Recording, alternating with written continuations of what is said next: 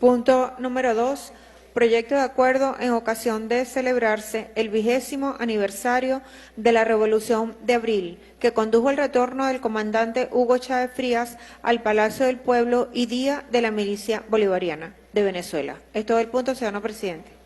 Dejo el derecho de palabra al ciudadano diputado Francisco Meliach. Solicita a la tribuna de oradores, se le concede. Ciudadano presidente Jorge Rodríguez, dama vicepresidente de la Junta Directiva, diputadas y diputados. Quiero hablar en esta oportunidad de la gran trascendencia, más allá de los hechos que todos conocemos, de los 11, 12, 13, 14 de abril de 2002, la gran trascendencia histórica que tiene esta fecha. En la historiografía venezolana hay evidencias suficientes que nos indican que desde 1821, después de la batalla de Carabobo, se inició toda una campaña para abrir la brecha dentro del país civil con el país militar, tomando estas palabras del país de José Vicente Rangel. Varias referencias las podemos encontrar en Historia Constitucional de Venezuela de José Gil Fortul. En 1822 dejó de circular el Correo del Orinoco y empezó a circular un diario llamado El Venezolano, que dirigió Tomás Lander, que se dedicó de esa fecha a desprestigiar a los referentes, a los más grandes referentes de nuestra independencia, que fue Simón Bolívar y José Antonio Páez, sembrando la desconfianza entre estos dos grandes líderes, y esperando la oligarquía el momento oportuno para entonces tirar por el piso el gran ideal bolivariano, o la gran obra bolivariana, la gran Colombia la grande, ¿no? Esa oportunidad se presentó 5 años después, en 1826, con un hecho conocido como la Cociata, ¿no? En 1826. Ese es un hecho que se produjo un reclutamiento en Caracas y la oligarquía reunida en el Cabildo de Caracas el 16 de enero de 1826 envía un informe al Congreso de Colombia, la Grande, diciendo de los desmanes que había hecho Páez, que era el comandante general de Venezuela, en ese reclutamiento. El día 27 de marzo del 27 de 1827, el Congreso decide destituir a Páez de su empleo como comandante general de Venezuela.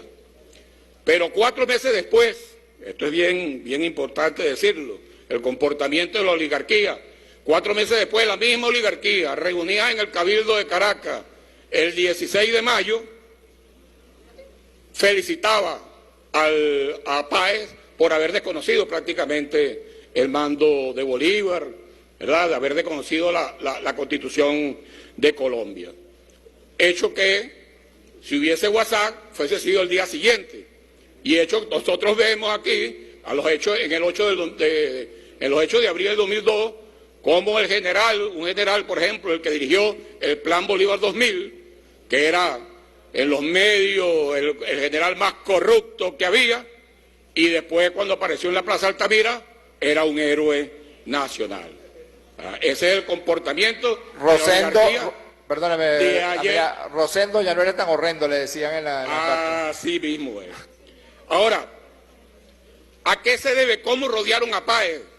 Nuestro presidente de la Asamblea Nacional habla de los amigos que se le acercan a los diputados, los amigos que se le acercan al general en jefe, a los mayores generales. Bueno, Oliari lo manda a Bolívar, el general, el edecán del Libertador, Daniel Florencio Oliari, lo manda a Bolívar a tratar de resolver el problema que se creó con la Cociata, es decir, entre Páez y Santander. Y le escribe en un libro, en su memoria escribe, en el libro, por cierto, que se perdió, él decía que había 2 grandes intrigantes, que era Miguel Peña y Antonio Leocadio Guzmán. El libro se perdió cuando le tocó al papá publicar la memoria, ese libro no apareció, apareció después, cuestiones de la historia. Escribe lo siguiente Oleari, ¿no? Cito: hallábase en Valencia en esos días y gozaba de la confianza de Páez, un individuo que se creía injuriado por el Congreso y por el gobierno, que había recientemente quebrantado las leyes y que también había sido llamado a juicio por haber defraudado a la República por una cantidad de dinero. Era este el doctor Miguel Peña, que desde Bogotá había concebido el antipatriótico proyecto de vengarse de sus amigos personales a costa del bien público. Eso está en el tomo 28, página 618 de la memoria de Florencio Diari. Bolívar se viene del sur y llega a Coro en diciembre de 1826. Y el 23 de diciembre le escribe a Páez una carta en los siguientes términos. Voy a leer un fragmento para que vean de los amigos a que hace referencia el presidente de esta asamblea. Cito a Bolívar, escribiéndole a Páez: ¿quién me arrancará las riendas del mando? Los amigos de usted mismo. La infamia sería 1000 veces más grande por la ingratitud que por la traición. No lo puedo creer. Jamás concebiré que usted lleve hasta ese punto la ambición de sus amigos y la ignominia de su nombre. Eso está en el tomo 30, página 296. Los amigos que rodearon a Páez. Bueno, transcurrió todo el siglo XIX, se abrió la brecha entre civiles y militares. Y llegamos al siglo XX y una generación de la cual aquí hay bastantes integrantes de esa generación, de la generación que entramos a las academias militares en la década de los 80, bueno, en promedio teníamos 17 años y nos conseguimos a otro muchacho de 26 años, 9 años mayor que nosotros, que era Hugo Chávez. Ahí empezamos a oír nosotros la necesidad de la unión cívico-militar en los círculos de estudio que se hicieron en 1982. ¿Pero qué pasó? ¿Qué pasó en 1989? No nos pueden echar cuentos, por favor, levantar la mano los que eran oficiales activos en 1989. Hay varios: Benavides, Alessandrelo, Rodríguez Cabello, Churio. No nos lo contaron. A nosotros nos dieron la orden de disparar contra el pueblo. Yo estaba en la compañía de honor 24 de junio, hoy batallón 24 de junio en Campo de Carabobo, y me mandaron a cuidar el mercado mayorista que está en Tucuyito. Nosotros lo que hicimos, y tuvimos un sargento que estaba allá llamado Carlos Alcántara, tuvimos que hacer preso a un oficial y meterlo en el calabozo porque disparaba contra el pueblo como si tuviera un simulador de tiro. Eso fue lo que vimos en 1989. Y 1989 fue la génesis del 4 de febrero de 1992. Salió el pueblo solo en el 89 y la Fuerza Armada salió a masacrar ese pueblo por orden de su comandante en jefe de ese entonces. En 1992, Chávez nos reunió un grupo de oficiales y nos dijo que así fracasara la operación militar, había la necesidad que una juventud militar saliera a decirle al pueblo que estaba dispuesto a colocarse a su lado para las luchas más sentidas por ese pueblo, y con esa bandera de amor salimos nosotros el 4 de febrero.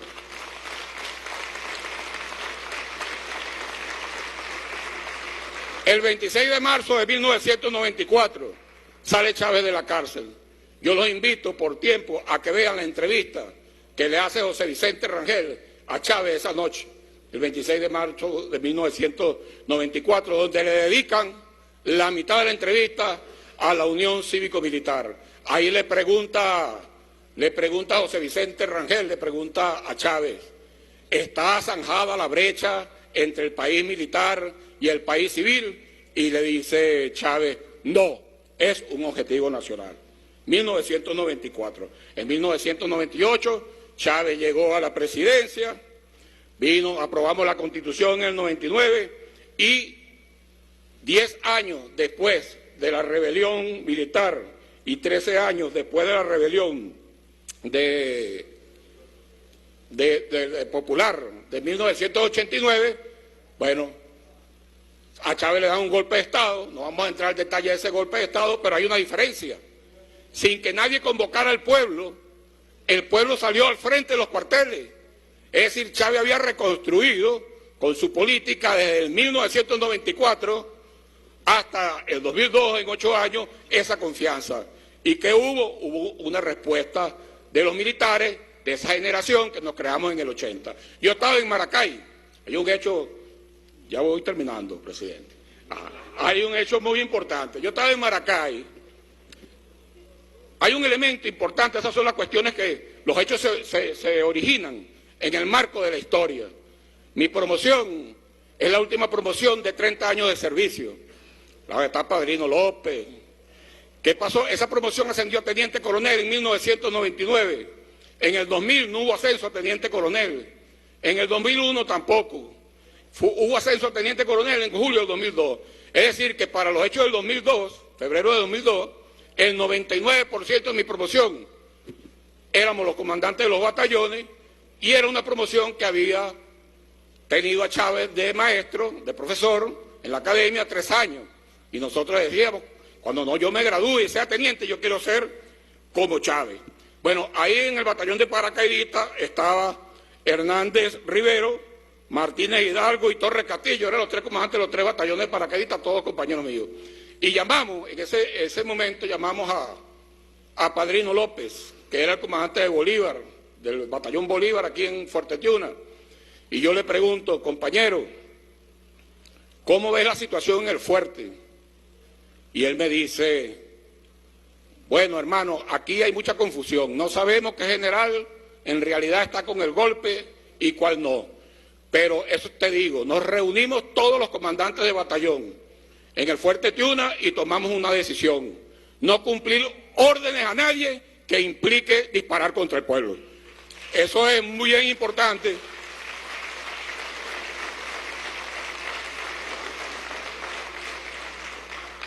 Y yo tomo esa fecha como un indicativo de un cambio del pensamiento militar venezolano, porque a nosotros los militares de esa generación de los 80 nos formaron para ser los vigilantes, los guardianes de los intereses del imperio en su patio trasero, que es Centroamérica y América del Sur. Entonces hay un cambio fundamental y el presidente Chávez en el 2008 crea la milicia bolivariana y el presidente Nicolás Maduro en el 2018, 10 años después, da un salto cualitativo importantísimo. La milicia que tenía 200.000, y cualitativo y cuantitativo, que tenía 200.000 en su fila, hoy pasa de 4 millones. Pero además organizado en el territorio, en lo más profundo del territorio. Hay más de 50.000 unidades populares de defensa integral en cada comunidad. Hay más de 14.000 bases populares de defensa integral como punto de referencia en los municipios, y existen agrupamientos populares de defensa integral a nivel parroquia. Y se da un salto bien importante, y con esto sí culmino, con la aprobación de la ley constitucional de la Fuerza Armada, que en el artículo número 1 declara a la Fuerza Armada antiimperialista y antioligárquica. Crea a la milicia pasa a ser un componente especial de la Fuerza Armada, y dentro de los conceptos y estrategias dedica una sesión a la unión cívico-militar y dice que la milicia tiene como función fundamental establecer contacto permanente con el pueblo y los consejos comunales para la defensa integral de la nación en los 7 ámbitos, no solamente el militar, sino el cultural, ideológico, fundamental, político, social, económico, geográfico, ambiental y militar. Si la milicia se aboca, y en eso radica la nueva fase que anunció el presidente de la República, Nicolás Maduro, de la fusión, de ir más allá, vamos a la fusión cívico-militar, que no es otra cosa que la milicia en el territorio, en el barrio adentro, en 3 tareas fundamentales.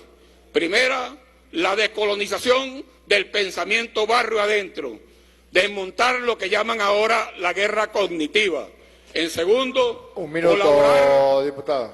Colaborar con la producción. Cada base popular de defensa integral debe convertirse en una unidad productiva. Y tercero, hacer los planes de defensa dentro de la organización defensiva territorial del CEO para defender el territorio. Es decir, bueno, tenemos que fortalecer, es la milicia la que recoge históricamente todo esto que he expuesto y la que, bueno, tenemos que profundizar con nuestro pueblo para que jamás exista esa división entre militares y civiles y lograr lo establecido en la Constitución de la República Bolivariana de Venezuela. Muchas gracias, presidente. Gracias, diputado. Voy a dejar...